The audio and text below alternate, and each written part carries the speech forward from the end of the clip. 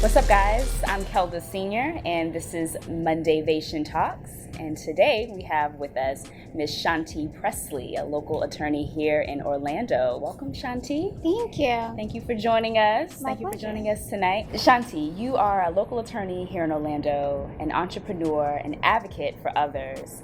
But all the accolades and accomplishments, I'm certain, rest firmly behind your greatest role as being a mom. Tell us a little bit about Shante Pressley. Who are you? What motivates you? And what are your passions? What drives you, Shante? My strongest passion would be advocating for others, and I think that comes from my background. I grew up all over the southeast of the United States, from Florida, Georgia, South Carolina, Louisiana, Alabama, and Kentucky, but all in small towns. And I think those small town roots is what helped me grow to be the person that I am today and advocate for others. I'm petite and always been petite, and so with being petite, you go to school, and being petite, smaller kids are like picked on, and they typically don't have a voice. And I think that's where I like to advocate for others. I think it originally began with my little brother. My little brother was 3 years old when he had an accident where another child had stabbed him in the eye. Yeah. And it was a complete accident. Little kid running around with a pencil, nothing intentional. Right. But he grew up wearing like a patch, and he had glasses, and so kids would tease him.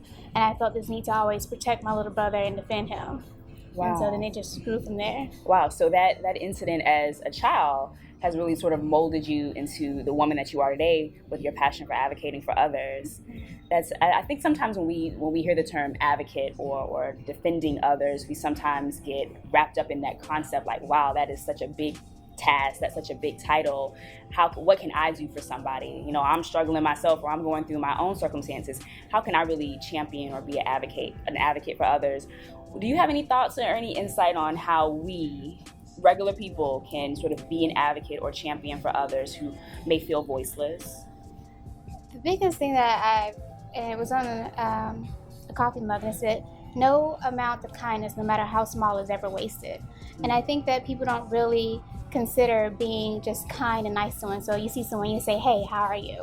And then they say fine, but then do you really listen to the answer if they're fine, like the tone of saying fine? Most people say fine because they don't believe that people really want to know the truth. And I think it's taking that extra step and saying fine, like, oh, okay, really, so how is your day going? Because if you answer up with 2 or 3 more questions, you may find out like today wasn't a good day for them. You know, maybe they got a ticket today, maybe they didn't pass that test today, and they just need a little bit of word of encouragement. But in this society, we're so quick to just hear fine and move it on. Right.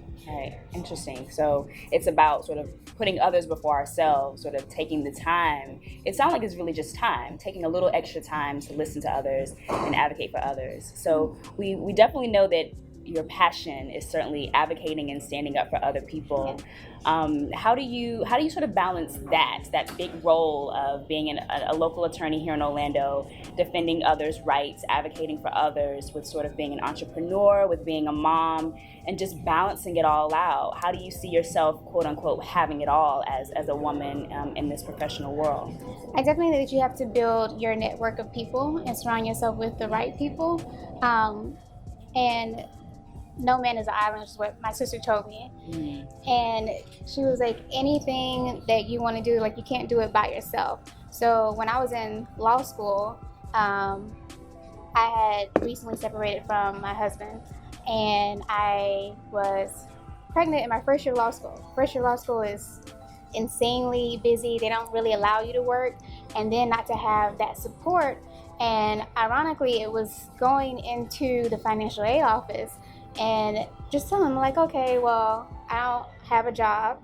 I'm pregnant, and I think I might have to drop out of school. And them listening to me, they were like, no, you're not.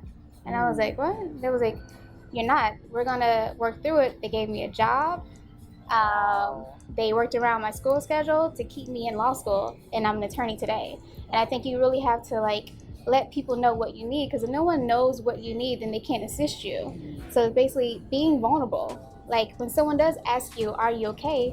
Be honest. Wow. Say, no, really not today, no. Wow. That's such a very simple thing. Just be honest. ask for help and actually don't kind of lower your pride, lower your guard, and reach out and ask for that help. And in return, it sounds like people are willing to sort of stand up and help other people in their time of need. I think most people, like you said, are wanting to help. They want to advocate for others, but they don't know how. Right. And so then when you tell them what you need, then they say, okay, well, I don't have money, but I know someone who's hiring. And it's just that simple thing of connecting the dots between people, going back to, again, no man's an island. But they have to know exactly like where you are, what you need. And people see you working towards a goal. People want to help other people achieve their goals. Right. Wow, that's so profound. Shante, what are your, aside from, working and being a mom and sort of being this champion for the voiceless in Orlando, how do you feel that you can inspire others? Like if you had to leave our viewers with just one tidbit, one piece of advice on how they can motivate others, how they can push forward if they're going through a rough time, what would that advice be? There's a difference between what you know and what you feel. And I say that to say this, there are times in life where it feels like you take one step forward and you take two steps back. And it feels like you're taking a step back.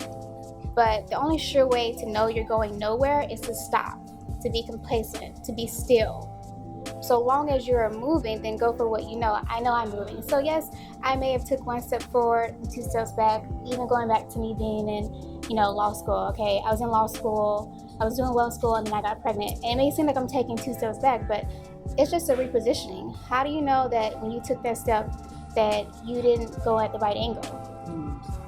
And so looking at it as like, as long as I know I'm moving forward, then that's what I know, regardless of how I feel. I feel like I'm not there yet, but I know I'm moving forward. I'm progressing forward. I'm taking steps. Wow. Just do. Yes. When you don't know what to do, just do. Yes. Do something. Keep moving. Yes. I love it. Shante, it's been so great chatting with you, girl. Thank you for joining us. Thank you for having me. Hi, I'm Shante Pressley, and to find out more about what I do in the Orlando local area, please visit shantepressley.com or send me an email at hello@shantepressley.com.